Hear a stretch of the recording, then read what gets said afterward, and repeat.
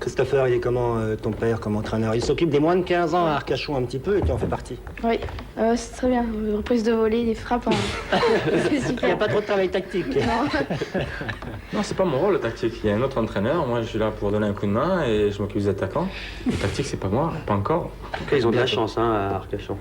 Ouais, c'est vrai. Mais en plus, je crois que tout le monde est très réceptif. Ils s'éclatent. Ils sont très motivés. Sauf lui qui se fait engueuler un peu plus que les autres, mais enfin, c'est normal.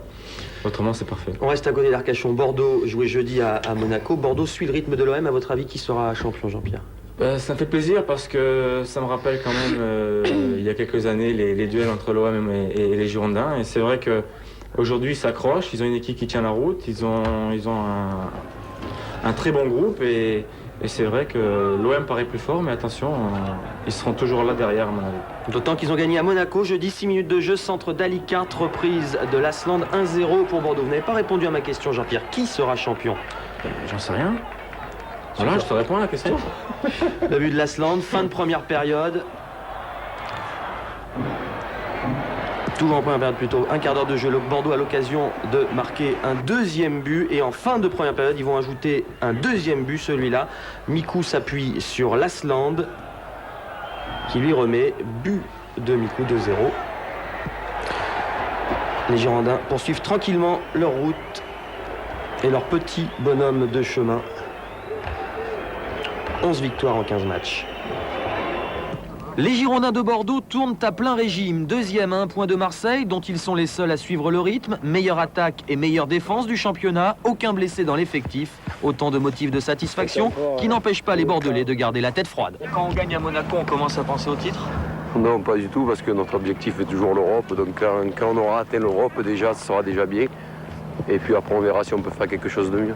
Le maintien est assuré, mais maintenant, on a toujours ambitionné un peu plus haut quand même. Il ne faut pas jouer les faux culs, je dirais. On ambitionne d'être européen. Donc c'est la 4e place qui nous intéresse. On a fait jusque-là ce qu'il fallait. Il ne faut surtout pas se relâcher et continuer. Le bilan bordelais actuel autorise tous les espoirs. Certes, Marseille possède un effectif plus riche et plus étoffé, mais les Girondins, s'ils en ont l'occasion, ne se priveront pas pour passer devant. Je pense que pour l'instant, on passe pas au titre maintenant. C'est vrai que si à 5 journées de la fin, on est encore second, on y pensera forcément. Donc là, on est content d'avoir déjà relégué Monaco à 12 points de nous pour la course à l'Europe. C'est pour nous le plus important, car ça reste l'objectif principal du club. Maintenant, il reste encore, je sais plus combien, 19 journées, donc ça va être encore très long. On va essayer d'embêter le plus longtemps possible Marseille, parce qu'on sait que c'est une grosse cylindrée. Puis essayer de les dépasser vers la fin, quoi.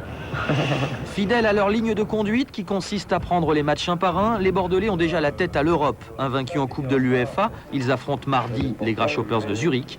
La victoire de jeudi à Monaco appartient, elle, déjà au passé. En tout cas, Giroud fait école du côté de Bordeaux auprès des Libopes. Le maintien est assuré. J'aime toujours beaucoup cette phrase là quand il reste 19 journées à participer.